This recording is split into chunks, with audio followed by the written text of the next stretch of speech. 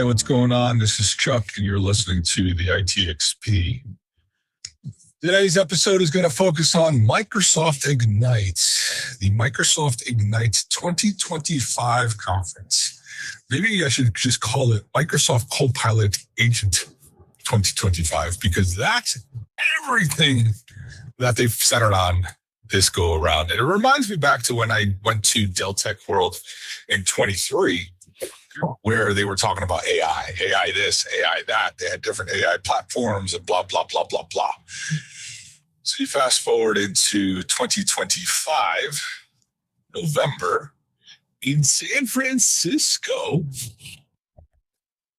You heard this Copilot this, Pilot that, Agent, Foundry, and things like that. So I'm going to talk about my experiences there. This was the first time I've been to Ignite. I've been to large conferences before, but this is the first time I've been to something I think this large. And it was an experience. I have to tell you, it was an experience. Obviously, I did Google Next in 24. And I've never done reInvent. I don't want to do reInvent. I did a couple of other conferences earlier in my career, but this was the first time I did a Microsoft conference, even though I've wanted to go for many, many years. So this one was held in San Francisco at the Moscone Center.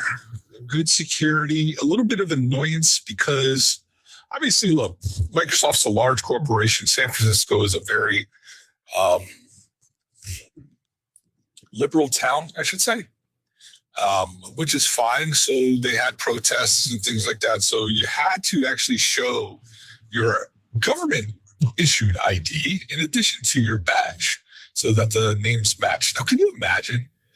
Was it 20,000 people or so just waiting in line to get into the facility just to show your government ID and then your badge? I get why they did it. It's just a bit of annoyance, I would say. First world problems.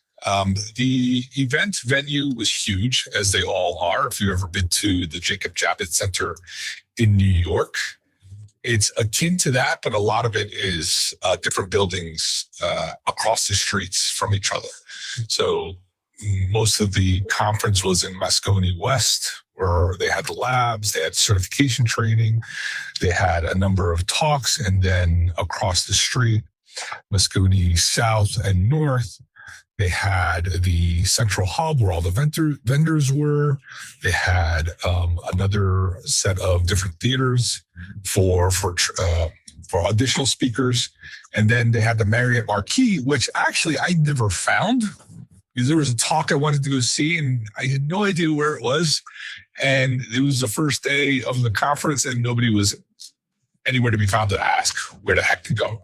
So that was a bit of an annoyance. Turns out I wound up catching something else that was better for my position. Actually, it interested me more. So I did that. So pretty big venue. You got your steps in. Everybody was complaining about the steps, but you got your steps in. I mean, it is what it is. Those are conferences, right? Conferences are huge. They're spread out all over the place. In Google Next, it was at the at the one of the hotels. I forget the name of it already, but it was huge. You had to walk, from here to there, and then your hotel wasn't in there. So it's a bit complicated. The good thing I have to say before we even get to the conference was the logistics to get from the hotel to the keynote. Oh, the keynote was at the Chase Bank Arena, right, where the Golden State Warriors played. So we had to take a bus to the Chase Bank Arena. You couldn't bring water in there and things like that. So it was good. It was cool to see that arena, especially for someone like me who's interested in basketball, primarily because my youngest daughter plays basketball and she's into it. So I sent her a picture of the arena and said, hey, this is the Golden State Warriors play, because we've been to MSG many times and it's good to show her different arenas to see what it looks like. So she was interested in that. But logistic wise, I thought it was pretty good. They had buses from key hotels. I think I did the bus maybe 3 times, and then I said, F it, I'm just going to walk. The convention center was about a mile away from my hotel. The challenge that I faced was the hotels are very, very expensive, some going up to $1,000 a night for just a basic Hilton, which was insane, but it is San Francisco. Fortunately for me, my company had a good discount rate for a hotel called Club Quarters. So most of my company was there, as well as some other folks. I think it was under $400 a night, which was a steal in my book, if you think about it. San Francisco. The hotel was a hotel. Nothing really is a bed, a bathroom, and we're good to go. I had free coffee downstairs. Couldn't ask for anything more. But then the bus didn't leave from my hotel. I had to walk half a block up to go to the Hilton for the bus. But like I said, I only took the bus 3 times because then I realized, it's much easier and faster for me to walk back to the hotel whenever I needed to. The talks ranged from beginner to advanced. Now, the advanced talks left a lot to be desired. Now, I get it. They can't do in-depth talks within 45 minutes. I get it. The other thing I also understand is that this is primarily a sales conference, if you really think about it, because they're just promoting their new features and technologies that are being released. So, depending on who you spoke with, you're just going to get pretty high-level answers.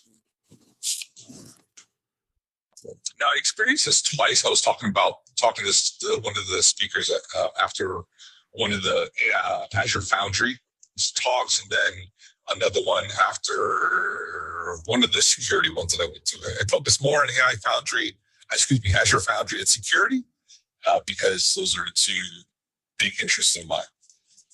So these talks were very high level, a lot left to be desired. For me, because we work so closely with our Microsoft team, I just felt like I missed out on what the big deal was. I guess I don't know.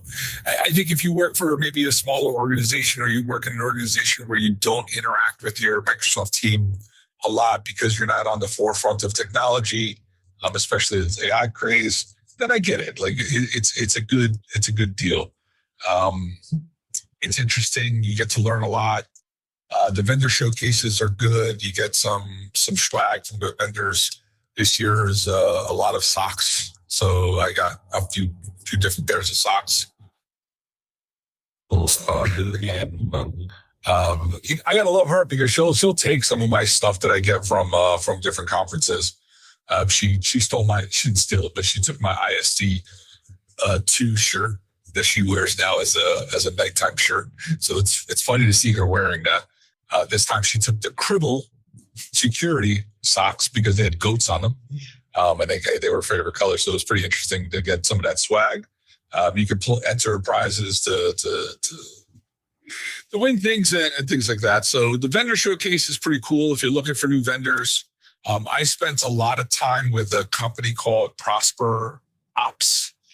So it's a pretty interesting company in the cloud FinOps space, in where they take care of your savings plans and reserved instances, mainly reserved instances, and it's cool how they do it. I'm going to pitch it to my boss to see if he's interested. He's going to reInvent, so I think I'm going to hook them up together at reInvent and maybe get a dinner out of it. They did supply sponsor a dinner, I should say, at a steakhouse, which was good. Interesting conversations. I think that the takeaway from all of this is trying to build up relationships if you can within these events. You'll never know who you're sitting next to at either a vendor function or even lunch. Just strike up a conversation. Now, I am not extroverted. And most of the people that go to these events are not extroverts. I can tell you that. Most of the vendors are extroverts, right? Because they have salespeople. Again, it's a sales conference. So if you feel like you're not an extrovert and you're more of an introvert, this is your opportunity to actually try to change some of those patterns or test out some of those things. Let's say you've been working on being more open to new people and meeting new people and doing new things. This is your opportunity. This is your forum to do that. Because I am more introverted, even though I may sound like I'm a very extroverted person, I'm not. I'm very introverted. I like to keep my friend circle small, like really small, like 2 to 5 people, if even that. So it was a good opportunity for me to test a few things out. So the first night, prior to the official start of the conference, I actually attended a Microsoft startup dinner. It was like a little hors d'oeuvre type dinner get together. It was at a startup dinner.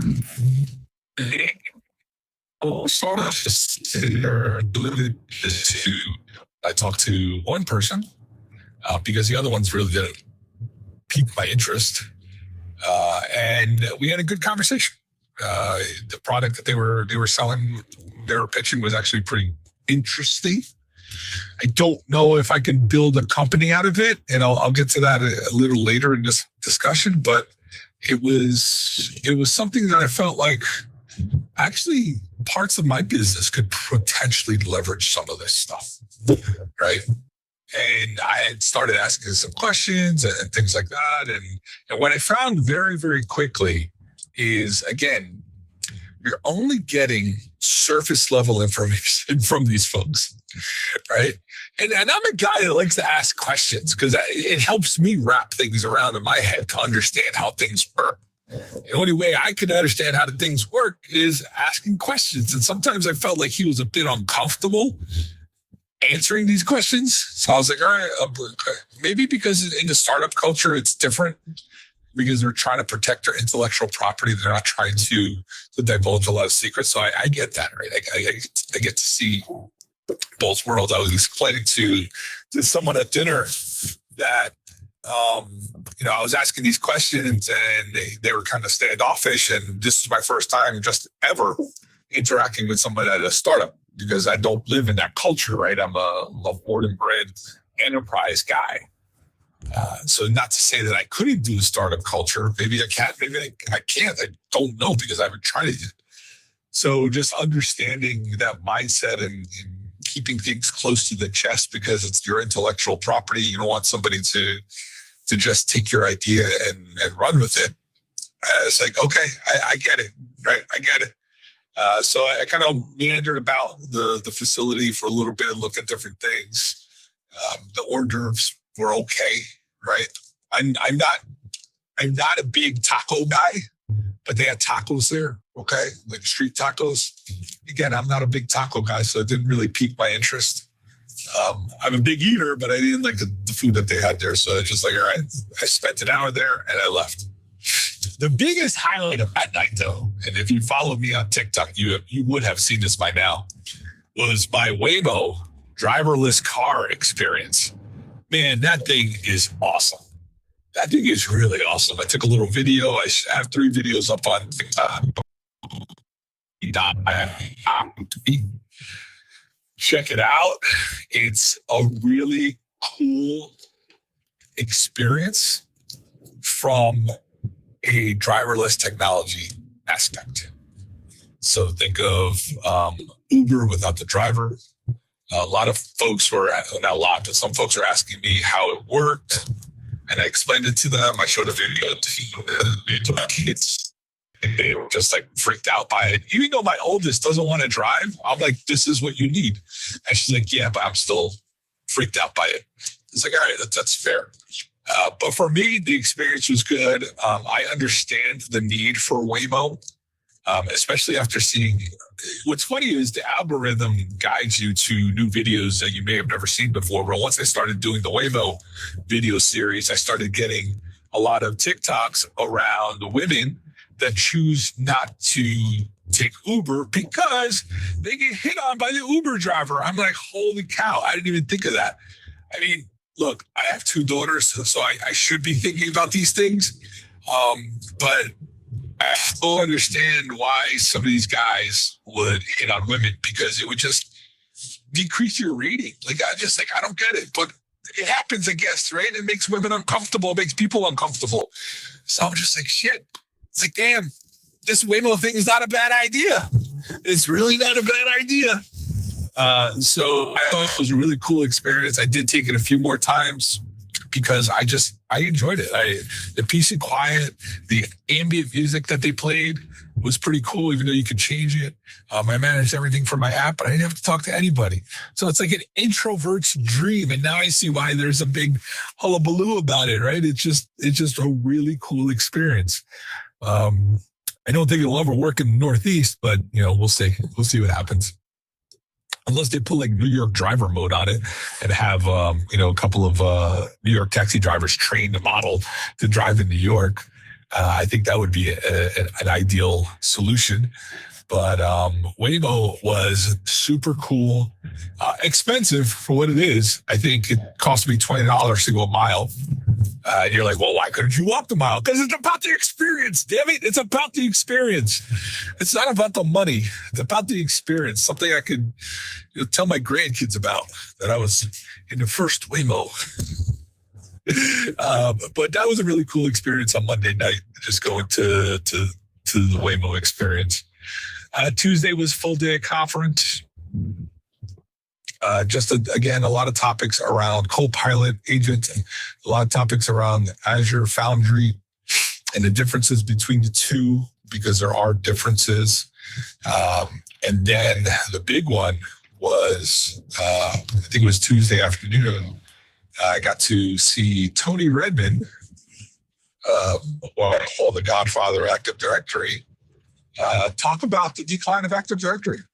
It's something I've been saying at my company for the past 5 years, and nobody's really wanting to broach that subject. And even when I took a picture of some of the screenshots, some of the slides that they posted to my leadership team, they're like, yeah, it's not going away anywhere. They're like, yeah, like that mentality, right, really irks me. It really, really irks me, because as technologists, we should always consider our technical debt. And Active Directory is definitely going to become technical debt for us, if it's not already. And it's one of those things where you tell me that it's never going to happen, I'm going to prove to you that it can't happen. Now, I didn't do that 5 years ago when I pitched it in a grand forum with the CISO. And I remember the CISO laughing at me. He's like, yeah, not within my tenure here at the company. And I'm like, and at that point, I was like, well, you know what? I may not even be here in 5 years. So I even put forth the effort. And I wound up leaving the role 2 years later, so I didn't care about it anymore. But now that this is coming back to me, Active Directory is coming back to me, I'm pitching it again. I'm pitching it to the team that came under me, and one of the guys is actually he's embracing it. He's like, oh, that's a really good concept. He's like, how do we modernize our legacy applications to use modern authentication?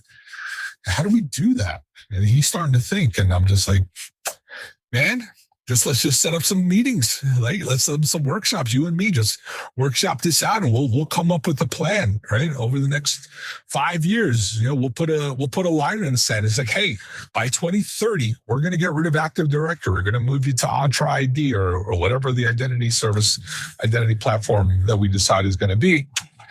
Start refactoring your apps. Start doing it. We're going to put that line in the sand. 5 years, boom. So I think it's something that was pretty interesting, and I wanted to talk to Tony.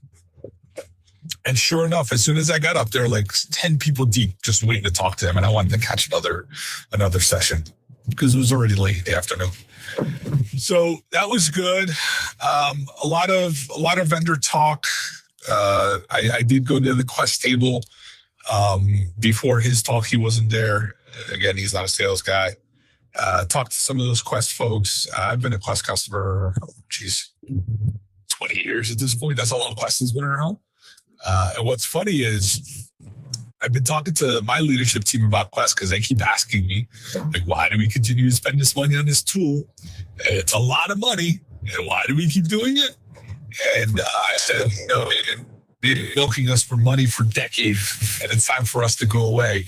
And yet, when we talk about migrating to modern authentication, Quest has a tool for that, right? So, like, why would we get rid of it until we move off everything to that modern authentication platform, right? So it's kind of like, shit, man, now I got to keep Quest just to get this shit done. So it was pretty fun. I had a quick conversation with those folks. I got some good swag.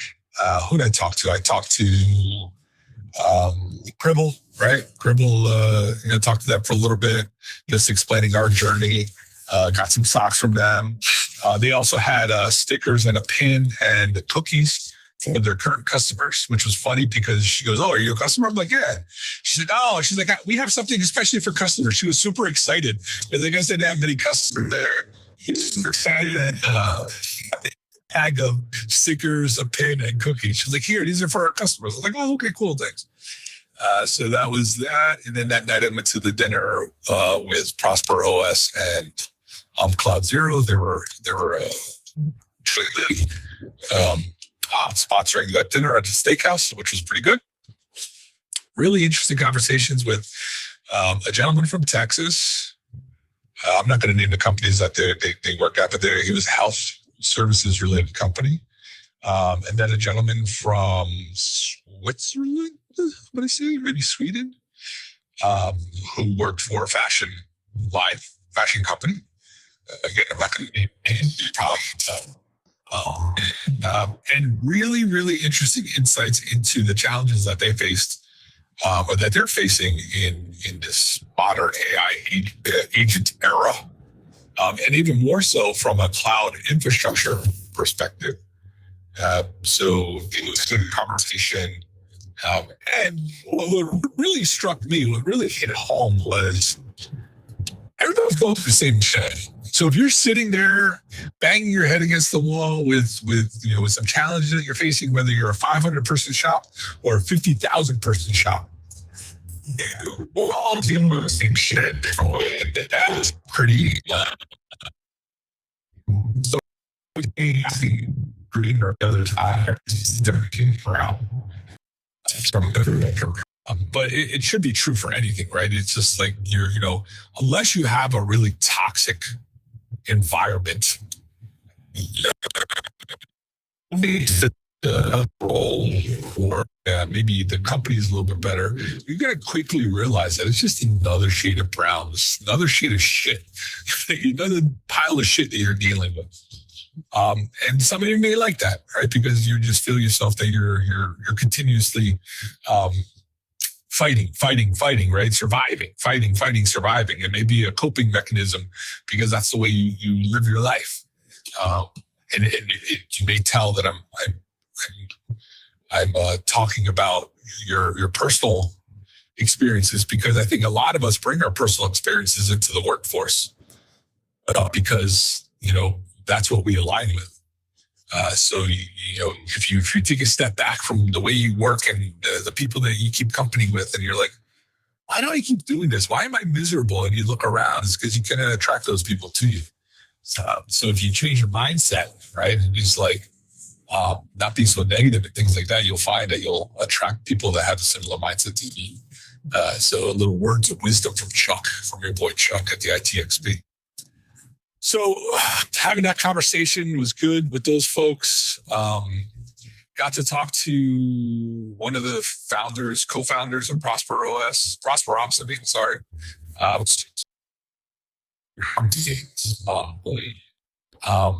perspectives, I should say, around how people do their job within the cloud space and how they're leveraging Microsoft technologies from agentic AI perspective. Again, I don't want to get into some of those conversations because, again, you don't want to be a rat, or you don't want to, divulge information that people are talking to you about on an intimate forum like that, right? It's supposed to be a safe space for people. If you were there, then yeah, of course we could talk about it, but I'm not going to talk about what other people are doing within their own organization, and barely talk about what I do within my organization, right? And try to keep it as high level as possible, because it just it's kind of one of those things where you're working for a company, you don't want to divulge too much information. So that was good. Then Wednesday, I almost went to sign up for a certification, but I took a step back and I'm like, I think I'm done with certifications. Like, I think I'm done with certifications. I've been doing this 25 plus years and I'm just like, I got my GCP architect certification at the beginning of the year. I got my CISSP as well. Why do I need more certifications? Like my boss, actually my former boss now, he was big on certifications. My take is, you want to do a certification, go for it. I'll pay for it. Like, I'll do that. That's fine. I get it. It's just part of the additional benefits that we as a company will offer you. But I'm not going to force you to do it. Because I think a lot of the times when people say they have like X, Y, and Z certifications, it's mostly to try to get their foot in the door. And yet when push comes to shove, they can't handle the pressure. They can't handle the necessity to be flexible in your way of thinking. And that's something that has proven time and time again to be consistent with people that are just paper certified. And you can fight me on this all you want, but I've seen many people come across my plate that say they're certified, and I'm asking what I would think would be basic questions for a certified person to not really understand. And as I've matured over time from a leadership perspective and interviewing, I always start with the statement is, I'm not trying to trick you. I'm not here to stump you. I'm here to make sure that I understand where your skill sets are based on what I'm looking for. That's it. That's all I'm doing. I will help you as much as I can, but I'm not going to hold your hand and walk you through the answer to the question. Because that's what I used to do. I used to do that. Because like, oh man, this guy, he knows it, but he just like, I would give them a little bit of a bone and boom. They did get the answer. But they did that with my encouragement and my help. Now I'm just like looking at them and making sure that they explain it in your own words. I even say that. Explain it in your own words. Then if you can explain it in your own words, then I know that you know the stuff. So it has worked well for me over the past couple of years, just doing taking that approach to interviewing. So I didn't sign up for the interviews. I didn't sign up for any labs, because here's what happened with the freaking labs. I had favorited a few labs that I wanted to do, mostly around Azure Foundry. And because work got so busy, I did it way in advance before anything opened up, and I couldn't RSVP in time. They were all booked solid. So by the time I realized I forgot to do that, it was literally that Monday of the week of the conference. I'm like, son of a bitch, these are all filled. I go to my favorites. I'm like, damn it. So that was one of the things that irked me, because I'm sure I got a notification from Microsoft saying, hey, you can now register for these labs. And because I get like 1,000 emails a day, like I probably missed it. Or it's probably sitting in my non-focused inbox, because I use the focused inbox feature. So it's probably there. So I didn't do any labs. I was kind of pissed off. I was like, I looked at a couple of labs that were not full, and I was like, oh, no wonder this isn't full, because it's a piece of shit lab. Like, it's not. I shouldn't say it's a piece of shit lab. I shouldn't say that. It's a lab that doesn't cater to my needs. How was that? So I didn't do any labs. The big thing on Wednesday was one of my friends, who I actually used to work with at the law firm, was doing a presentation with Microsoft. It was around a cloud security strategy. So that was actually pretty cool, because he's been working for the past couple of years now with Microsoft on some of these cloud security models. And he's been talking to me about it, through chats, right? Through group chats and things like that. And we get together maybe once or twice a year through a mutual friend of ours. They still talk more and more than I talk to him, but we're still friendly, right? Like I know him. I can say, hey, this is so-and-so. I know him. If I call him up, he'll pick up the phone or he'll message me back. Right? So it is a relationship like that. So he saw me. He's like, hey, Chuck, how's it going? You're going to give me a big hug. Now, this guy is an extrovert to the 10th degree. Like, he's super extrovert. So much so that everybody in the room seemed to know him. And that was amazing to me. So I said, I'm going to take a video for our other friend. He's like, oh, no, you should do a Facebook Live. And then Joe was like, Facebook Live? That's how old we are. So he was joking around like that. He's like, all right, I gotta do my speech. I was sitting up there right in the front row. And he did a great job. He was talking more about the Claude hack that happened a few days, actually last week, right? Or maybe a week and a half ago. So he was talking about that, with Microsoft talking about more cloud security, perspective of it with cloud agents and AI agents and things like that. So what's funny is after the speech, the presentation, I should say, I wanted to talk to him, but he was another one that had like 10 people, literally 10 people deep. And what's funny is I wanted to talk to the Microsoft guy first, right? Because nobody was going to him. So I went to the Microsoft guy first, talked to him about what they were doing in the cloud security space. And we're talking for like 5 minutes. I look back and there's still like 9 people deep with my friend. So I just kind of left and I messaged him. I was like, hey, you did a great job. Let me know if you're free for dinner or whatever. He messaged me back. He's like, blah, blah, blah. I was like, it's fine, dude, whatever. And then the next day I messaged him. I was like, you around? He's like, I'm actually on the second floor of Moscone West. And I actually saw him because I was on a conference call at work. And I looked up and he was having coffee with a couple of his colleagues. But I got stuck in this call for like an hour and a half. And I was like, all right. I was like, maybe dinner again. But look, by that time, I was done, man. I was done with the conference. This is Thursday. I was done with the conference. So Wednesday was that. I stayed in for dinner because, again, by like Wednesday, again, for an introverted person, all those people, this is draining, man. It's just draining. It was like training, trying to keep that smile, right? Kind of like, just the fake laugh and just kind of the stories you tell. It's like, dude, I'm done, man. So Wednesday night I stayed in. It was funny. I ordered some food to the hotel and I'm sitting waiting for the person to come. And I look up, there's one of my guys from the Charlotte office. I'm like, yo, and he looked at me and we looked at each other.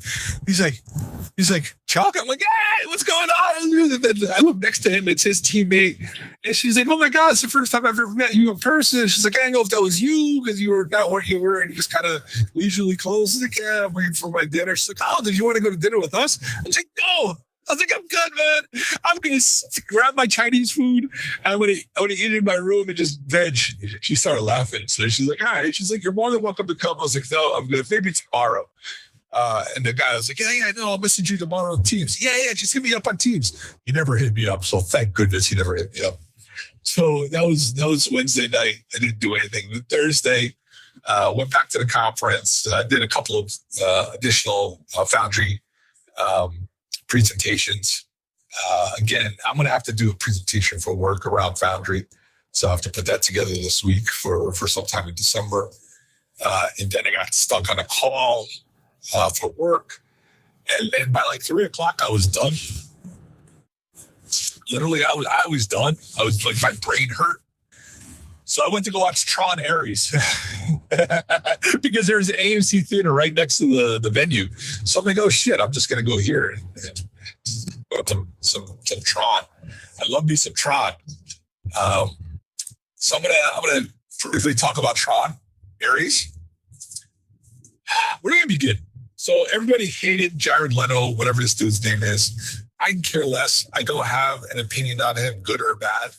To me, whatever. My focus was on Tron, the story. My focus was on the visuals. My focus was on the Nine Inch Nails soundtrack. That was my focus. So I get into the movie theater. It's in laser laser disc, whatever, laser meaning AMC laser, more clarity. And the movie starts. I really enjoyed the throwback to the original Tron. I did enjoy the visuals. I did enjoy the action scenes. They were engaging. I just didn't like the story, man. I just didn't like the story. The story was weak compared to Legacy, compared to the original Tron. It was weak. Now, if you look back at the original Tron, it was okay. Like, I would say Legacy had the best story. The original Tron, thinking back, the story was kind of setting it up, but Legacy kind of put it all together, right? Ares kind of just felt out of place, to be honest with you. It just felt completely out of place from the whole franchise. And I can see why, because there's such a big gap between Legacy and Ares. But Ares was truly the story of Pinocchio. Truly the story of Pinocchio. And they even referenced it in the movie. I'm just like, man, like, I liked it. Like, look, I didn't even think Jared Leto did a bad thing. Like, I think he did a good job as Ares. Like, I think he did a tremendous job. But it was kind of one of those things where I'm just like, huh? Like, what? So I was just like, I was like, maybe I just could have waited for it to come out on home video release before watching it. But I took the chance. I did it, and that's my take on Tron Ares. Good visuals, good action sequences, decent acting by Jared Leto. Weak story. Weak story. So that was the end of Thursday. Fortunately for me, I got called to do some troubleshooting for work. And got stuck on a call for a good 6-7 hours. So I ordered food in again, and I passed out during the call because I was so tired. It was like 12:30, and I woke up. It was like 1:15. I'm like, oh shit, what did I just miss? And that was that. So two things. The first thing around the startup, right? So I talked about, I went to a Microsoft startup dinner, talked to some startups, and they pitched a bunch of different ideas and things like that. Here's my challenge with AI startups. AI startups are good if you have a really, really unique brand, a unique insight, vision into something that needs to be addressed. But from my perspective, maybe because I come from a mid-sized organization, right? 14,000 users, 15,000 users. We're on, I wouldn't say the cutting edge, but we're kind of on the leading edge of some of this AI stuff. We could probably do a lot of that stuff very quickly and cheaply. Right? So I get why that guy was hesitant. If you're a smaller shop, maybe a mid-sized shop that doesn't have the bandwidth or the people to do that, okay, maybe some of these startups will help with what you're trying to do. But I also feel like, as I was talking to this guy, he was just looking to get acquired by somebody. And I think that's kind of the goal, right? The first startups just get acquired and move on to the next thing. Which is why when I saw this one guy and I was talking to him, I was like, this isn't a bad feature set for one of our products. And again, I'm not a product guy, but I'm just thinking through what he was talking to me about. And I'm like, hey, this could potentially work with one of our product lines, right? You may want to get in touch with somebody. And I think that's what scared him a little bit. So anyway, AI startups in general, I think very, very challenging unless you have a unique value proposition. Take it for what it's worth. A lot of the folks on my team are taking up AI and are doing things internally where I feel like startups can do and kind of build upon some things. But you have a team that's willing to learn and willing to do things, and your startup's not going to work for me. And that's just my take on it. Like, you may all have different opinions on this stuff, but for me, I just felt like, yeah, like we can do these ourselves, right? Especially with AI. We're actually being told to do things ourselves. So it's one of those things where I'm like, okay. Now, the big thing I wanted to talk about was troubleshooting with people in the business. So we have a platform, an AWS platform, a set of accounts where my team has no access to. And this is challenging for my leadership team to understand. Like, what do you mean you don't have access to this environment? Blah, blah, blah, blah, blah. So we have to explain to them as part of FedRAMP. There's some legal concerns for us to have access to it. This just felt like they had enough people to support it. So we only provide ancillary support or engage AWS. And we don't even do that anymore. They do it themselves. So we're left out of the work there. And they still couldn't wrap their head around it.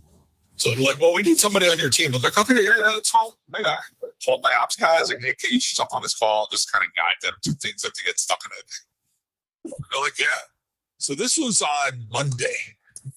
So I didn't pay any attention to it. Like, I saw the threads and I saw, chats going back and forth from teams and things like that. And I'm just like, okay, I'll keep an eye. They'll call me if they need me. And sure enough, Thursday at 7:00 in the evening, San Fran time, I get a call from my boss. And my boss, he was in Costa Rica, right? And let's just say I think he was enjoying his time in Costa Rica. So he calls me. He's like, I need you to jump on this call. I'm like, all right, man, I got you. So I laugh. I jump on a call. Our CTSO is there. And he's like, hey, thanks for joining. This is how I talk to him. Thanks for joining.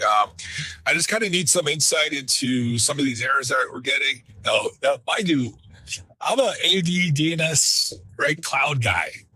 He's asking me about a Windows error, right? Networking Windows error. So I'm like, yeah, sure. But again, I'm the professional, right? So I come in and I kind of come in with the air of, confidence and composure, right? Coming new into the scene. Think of me as I don't want to use this, but think of me as kind of the SEAL Team 6, right? I'm going to come in quietly, do what I got to do, and then leave. I'm not looking for recognition. I'm just looking to get to the bottom of the problem and sort shit out. So as I jump on a call, I introduce myself, and he tells me, hey, I want you here, blah, blah, blah. I'm like, okay, whatever, dude. They had an AWS engineer on, and the AWS engineer kind of spoke over everybody. He's like, yeah, we need to rebuild our firewall EC2 instance because it's I passed by it. It's over provisioned. No, under provisioned. That's what he said. It's under provisioned. And so I just kind of make note of that. Right? I was like, all right, thank you. And then I proceed to ask questions, right? Which is what I do best. I ask questions. I was like, all right, I'll come in blind here. What's the architecture? What's the challenge? Show me the Wireshark dump where the error occurs. How does this app work? Right. And as I'm asking questions, pulling teeth, right? Again, this is the business I'm working with. It's like pulling teeth, like left and right. So I'm like, okay, so it's just one app server hosting the website? And they're like, yeah, it's a website app server. I'm like, all right. And then there's a load balancer in front of it. Like, yeah, it's a load balancer. And then, what's the backend database? And they're like, oh, it's Postgres, on RDS. It's a RDS Postgres. Oh, okay.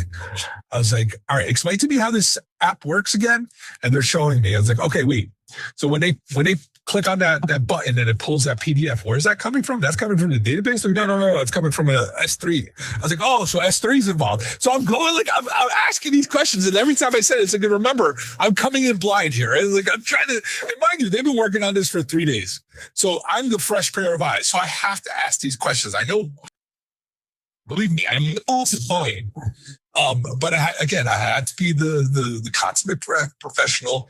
I had to just kind of be calm and collected. The business was there, and I'm asking these questions. And then I was like, okay, so I see somebody's looking at EC2. Apparently, there's some undersized EC2 instances. what is that? Is that the app server that's undersized, or what is that? And they're like, no, that's the firewall. Ah, okay, so you're looking at the firewall as well. Like, yeah, because we're seeing some high CPU utilization. I'm like, all right, let's put a pin on that. Now, blah blah blah blah blah, this and that. They're like, yeah. So this is for X customer. I was like, okay. How many customers are impacted? They're like 25. All 25 customers are on this one app server? Like, no. It is not answering me, and I'm like just banging my head against the wall, the headboard on the hotel room, banging my head against the wall. It's like, okay, so is it one app web server per customer? They're like, yeah, and they're like, okay, how many customers do you have? Like 232. I was like, all right, cool. So there's 232 web app servers. Like, yes. Okay. Now, is it one database per client? Like, no. There's like 20 or 30 databases. Some of the databases share clients. I was like, okay, thank you. So they showed me, and then S3. Everybody in S3 or no, there's a couple. Okay. So I kind of ruled out S3 immediately because the issue wasn't when they were pulling the PDF file. The issue was when they were actually pulling data from the table views. So it's like, okay, when you click on this function, that's pulling from a database? Like, yes. I was like, okay. Now, they couldn't reproduce the issue while I was on the call, but they were just saying, they were focusing on a firewall at that point. I was like, okay, look, I get the firewall has some CPU utilization challenges, blah, blah, blah, this and that. So I was like, focus on that. And then focus on that. And then let's figure out what else we need to do. I was like, has anybody done an analysis of the RDS instances? And they're like, what do you want to look at? They're like, CPU and memory or file. I'm like, no. What about the IOPS? They're like, huh? I was like, oh my God. I was like, this is what you need infrastructure people with the ops teams because they have no clue. So anyway, I explained to them what the IOPS was. And one of the guys was like, oh yeah, that's actually a really good idea. So as I'm talking, the incident manager comes on, the head of the incident management team comes on, and she's like, Charles, she's like, why, blah, blah, blah, blah, blah. I was like, based on what I'm seeing and based on the behaviors that you all are telling me and the network capture showing this error, I'm like, this is a capacity management issue. So I said, let me ask the business a question. I forgot the gentleman's name. I was like, so-and-so, did you guys change anything over the past couple of days before this started? And they're like, no, everything's the same. And then one guy's like, wait, well, we did add more data. I was like, I was like, okay, that data that you added, was it for any of these customers? And they're like, yeah, it's like for like 5 of those customers, we added more data. I was like, okay. I was like, so yeah, let's look at the RDS instances. Let's look at the IOPS. Let's focus on the firewall. And at that time, this AWS guy, another AWS guy chimes in. And he's like, yeah, no, Charles is right. We got to focus on one thing at a time. We don't want to make too many changes and this is that. Let's focus on the EC2 instance. Somebody said that before, and we've just been beating around that. He was pissed off for being on the call that long, to be honest with you. I was like, no, I'm in agreement. We're going to take things methodically, but let's do the firewall first. But I still want the team to do an analysis on the IOPS. I think that's important to do because if you're adding more data and there's some complex queries that are being done, it's going to tax your environment. Look at the firewall, right? And as we were talking, the firewall guys like, yeah, we actually started seeing CPU spikes over the past week or two, blah, blah, blah. Kind of correlates to the time you guys added more data. So I was like, yeah, so this is really a capacity management issue. And I think you could hear some of like the folks on the call just breathing a sigh of relief because they were working on this for 2 days and nobody's at the firewall, right? Although I think when I got there, they started looking at the firewall. Nobody said IOPS at all. So I think it was a breath of fresh air. But what I wanted to say was, I had to tell you this story to get to this part. Somewhere around before I passed out, around midnight, somewhere around that time, these two people come on a call, and they're just like, throwing their dick around, right? One of them's a woman, one of them's a guy. They're just kind of, they're just throwing their dick like, I'm Big Dick Mary, I'm Big Dick Todd, right? I'm gonna tell you what to look at. I'm like, okay, let's go.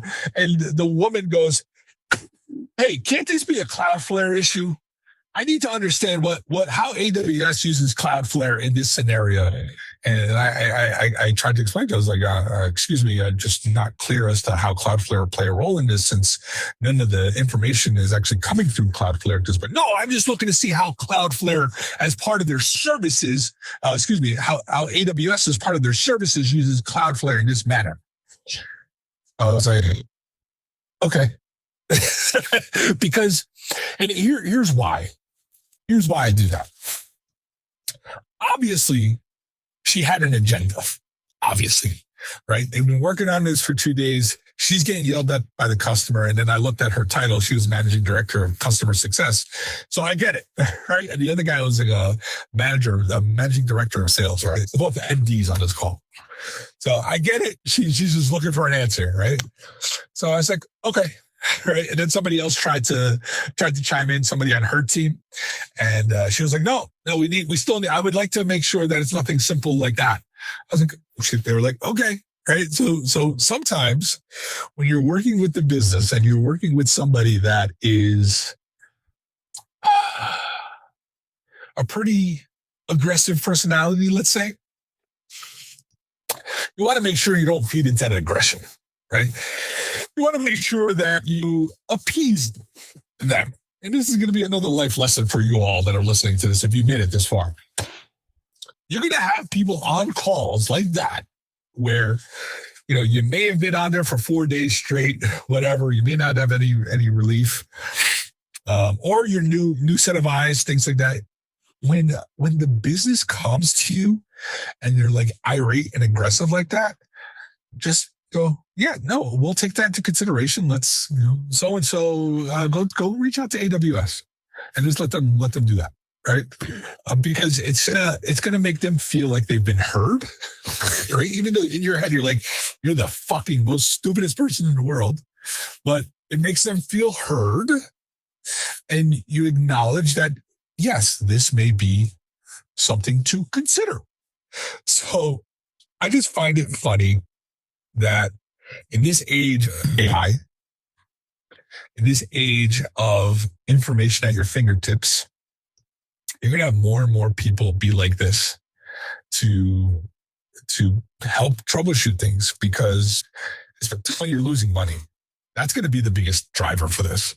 Companies that are losing money during an outage are going to leverage AI to the umpteenth degree to help them troubleshoot things. And just like anything else, right, in technology, I love the technology. I love that people have access to things. I love that people are getting answers to the questions that they need. But sometimes if you don't understand what the answer is giving you, don't presume that you know what the hell is going on. Right? Because I can solve quantum mechanics in AI, but I have no idea what the hell it means. So I just feel like sometimes when you're in a situation like that, you just take a breath, remain professional, remain calm. Because look, that's what we're here for, right? We're here to remain calm and to solve a problem. So do that and live your life, enjoy it. Don't fall into the pressures of kind of irate people, because I've seen it time and time again. I've fed into it. Believe me, I fed into it. I think I told you all my story about when I was first starting in my career. I made a financial controller cry, right? Because she had lost something in Excel. This was the late 90s. And I made her cry, and not purposely. It's just I made a comment and I made her cry. I didn't know that. And then somebody else, I told you this, maybe 5 years later, maybe 6 years later, I inadvertently called somebody stupid, even though I didn't call her stupid flat out. She said, "Oh, I'm so sorry for being stupid." And I said, "That's okay." So I indirectly called her stupid, even though I was just commiserating with her. So be careful when you're out there in the real world dealing with these problems, especially if you're starting out, you're new. You want to make sure that you understand how to deal with different personalities. I may redo a session around different personalities in IT now that I have many, many more years under my belt since that first episode of personalities in IT. I may actually change it up a bit because it's been 10 years at least since I've done it. So this is Chuck. You're listening to ITXP. Thanks for your time. I appreciate it.